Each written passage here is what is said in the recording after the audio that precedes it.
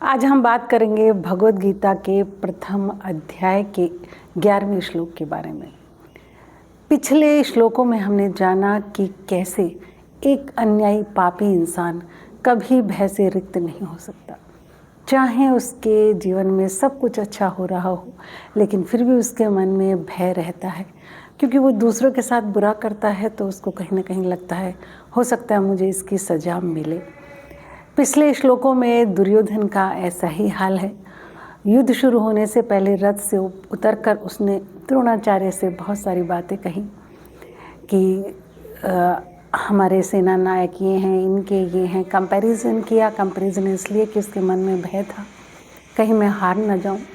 लेकिन उसने देखा कि द्रोणाचार्य शांत है।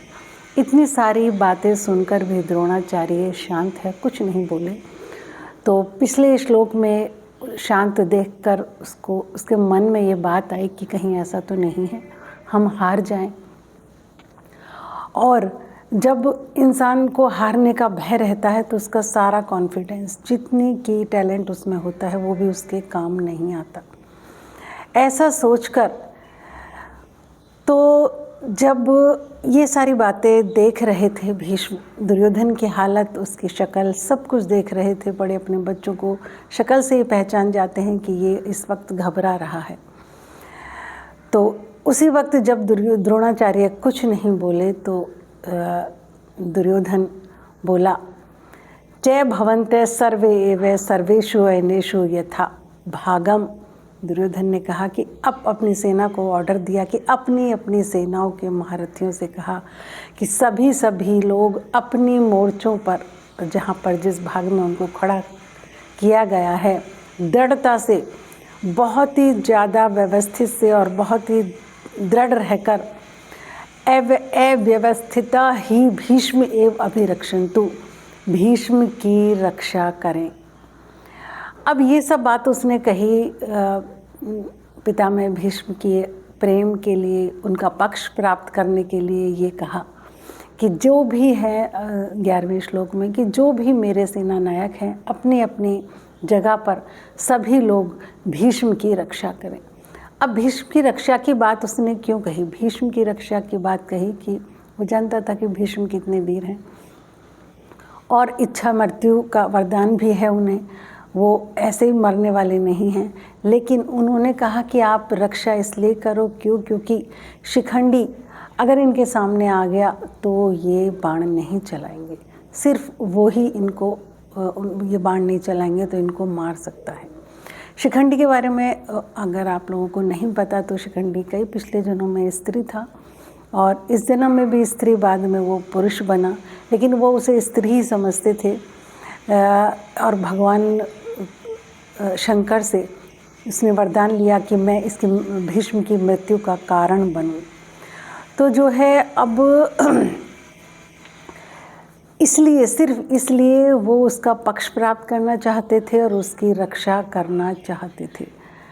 घबरा रहा था दुर्योधन अंदर ही अंदर अपने मन में कि पता नहीं मैं जीतूँ या नहीं जीतूँ, इतनी सेना के बावजूद भी, क्योंकि उसे वो सारी बातें याद आई कि कैसे मैंने इनको जहर दिया और किस तरीके से सारी, आप सब लोग महाभारत आपने देखी होगी, सारी जितनी भी उन्होंने किया, बहुत बुरा हर एक टाइम पर, वो सब उसको याद आई। तो उसको लगा कि कहीं ऐसा ना हो कि ईश्वरीय विधान के तहत जो मेरे साथ भी ऐसा हो जाए, इतनी सेना के बाद भी मैं हार जाऊं।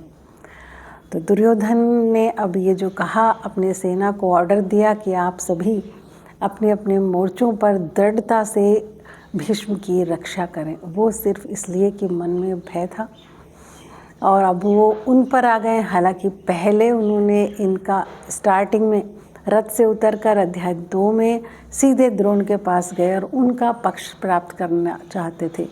लेकिन जब द्रोण चुप रहा तो उन्होंने सिर्फ अब और कुछ नहीं कहा, अपने रथ पर चढ़कर सिर्फ इतना कहा कि आप सभी लोग, जितने भी सेना नायक हैं, अपनी अपनी जगह दृढ़ता से भीष्म की रक्षा करें। जितने भी लोग गीता प्रेमी हैं और मेरे चैनल को सब्सक्राइब कर रहे हैं, और प्लीज़ आपसे एक विनती है कि प्लीज़ मेरे श्लोक बहुत छोटे छोटे होते हैं, मैं बहुत सरल भाषा में एक एक शब्द का अर्थ समझा रही हूँ, ज़्यादा लंबा नहीं है। वीडियो को एक तो आप पूरी ज़रूर देखें, और अगर आपको लगे कि हाँ ये ज्ञान सब बांटने की ज़रूरत है तो इसको शेयर ज़रूर करें। कुछ लोगों को हो सकता है अभी ज़्यादा मज़ा ना आ रहा हो, क्योंकि अध्याय 1 में यही सब बातें हैं कि ज़्यादातर अर्जुन का विषाद है। अर्जुन ने कहा मैं युद्ध नहीं करूँगा। स्टार्टिंग में थोड़ी युद्ध की तैयारी है, दुर्योधन क्या क्या सोच रहा है ये सब है। अध्याय 2 के 11वें श्लोक से भगवान का उपदेश शुरू होता है। तो इसको ऐसा ना समझें कि ये सब चीज़ें हम जानकर क्या करेंगे, नहीं। योद्धाओं के मन में क्या क्या चल रहा था, अगर आप भगवत गीता जानना चाहते हैं पूरी तरीके से तो ये सब बातें भी आप ज़रूर जानें।